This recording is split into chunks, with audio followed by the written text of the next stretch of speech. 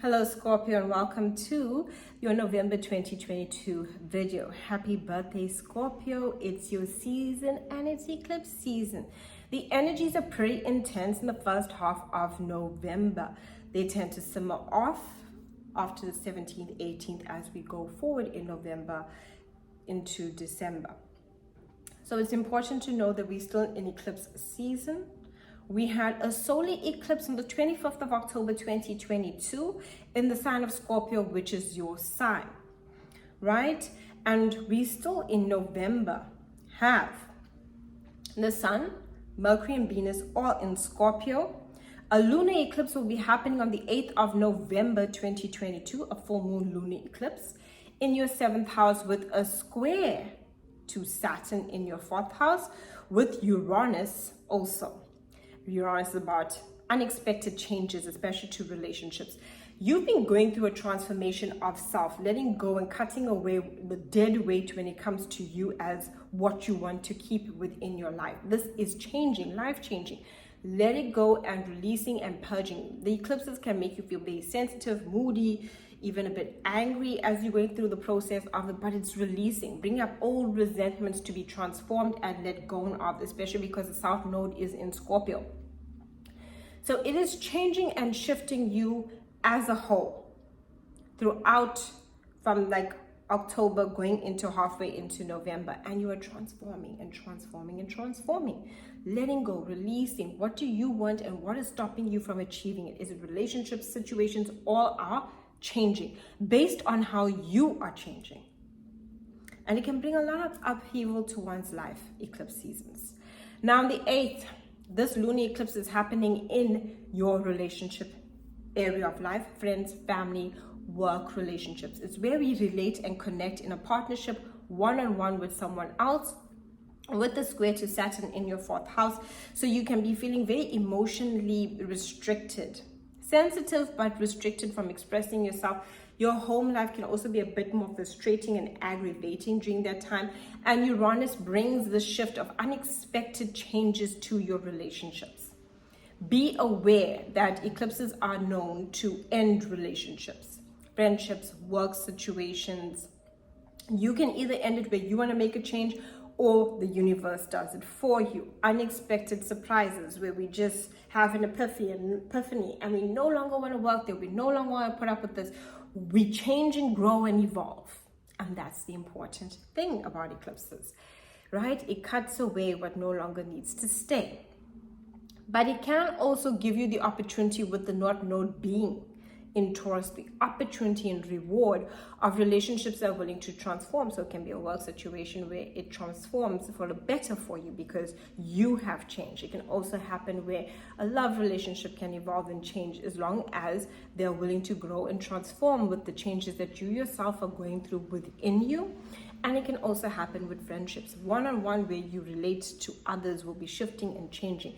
There are that square to Saturn, which makes a lot of squares bring conflict between our relationships. But as long as you are able to, and it's relationships that can work through these conflicts, that will grow. It's relationships that are stagnant and dead weight and are holding us back, that will no longer stay with you during this time. So be aware of that. Mars went retrograde on the 30th of October 2022 and will stay retrograde until the 12th of January 2023. So throughout November, Mars is retrograde in your 8th house. This is a lot of, sometimes things can be just thrown at you, secrets, information, things that were kept hidden can be thrown at you. Expenses, things you need to pay for, especially that you need to pay money towards, can be debts. It can be money that you all of a sudden realize you didn't pay this and you need to pay for that. Unexpected expenses get hit with you, that Mars retrograde, things from the past that maybe you left lingering. Also, it's a good time to invest in things that you invested previously. Mars is not about taking action, anything new, it doesn't work out for you. It's definitely about taking action upon areas of life where you invested previously that you want to deepen the investment. And this can also be emotionally, anything emotionally that you're doing for your health and well-being, emotionally, psychologically, very good for those energies. This is where you transform. A lot of anger and frustration can come out during this time, with that Mars retrograde throughout the month. Won't be as intense as Mars retrogrades. It'll be the most intense, the day, which is the 30th, and days prior and the days after. But as we go deep into November, we are in this Mars retrograde. So be aware. Be aware of conflict, be aware of anger, be aware of suppressed anger, be aware of suppressed conflicts that we just put aside now can come back into our lives, and they'll be left for you to resolve them. The 8th house is about research. It's a great time to research anything that you want to learn or get more information about. It gives information. That's why secrets come to light about yourself or others. Okay? So remember that. Now on the 15th, we have Venus moving into the second house, 17th, Mercury in the second house, 22nd, the Sun in the second house, and on the 23rd, a new moon in the second house. This is about your money and your income and how it can boost those things for you. Venus is about spoiling yourself. It's also showing you what are you passionate about that can really boost your income. Mercury has you thinking a lot about your money and even wanting to express it, like, oh, maybe I should talk to this person about a raise. Maybe I should talk to this person for that job that I want, and I'll send out my resume. The Sun gives you opportunities. The new moon gives you new opportunities available to you for your finances so you can grow your income. It's a great time to look at your skills and develop them further. Any talents that you may have, great for those energies where it shows you these are skills and talents you have. Why aren't you using them? You can really use them to boost your finances. It also shows you what's of value within your life. You will be wanting to keep people of value. You want to discard people that are not of value. We do look at relationships of value, meaning that we don't want people around us that are putting us down, dragging us down. That can make us feel very negative and depressed.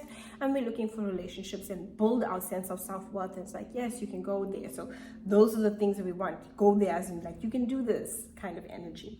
Jupiter goes direct on the 23rd in the sign of Pisces, right? It's been retrograde, so now it's going direct with this new moon, which is great energy because Jupiter likes to be in Pisces, and Jupiter in Pisces for you is in your 5th house of, if you're self-employed, great for boosting those finances and come up with creative ideas. It's great for romance. It's great for connection and boosting romance and having fun and adventure. What brings you joy? Jupiter is telling you, and allow that to come. It's also very healing as Jupiter in Pisces offers compassion. So if you've been going through a difficult eclipse energy, it gives you compassion to see the bigger picture, right? Before then, we're just focusing on me versus you energy, with the Sun being at Scorpio. And that full moon lunar eclipse in Taurus, it's me versus you. What's me versus you? It can be a lot of power struggle energy. But as we move forward, especially later into the month, it offers a lot of opportunity, a lot of ease, and a lot of fun and joy. And especially with Jupiter in Pisces going direct, it gives you a bigger picture, a bigger sense of wisdom, connection to higher self, and an understanding of what opportunities you want to tackle next. And there are so many, especially with your creativity. And creativity is so different. It doesn't have to just be art or writing. Creativity is the ideas that we have that tell us to jump on it, because that's where the opportunity lies.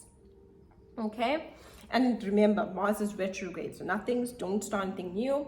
Anything previously that you're working on, the opportunities can come through. Okay?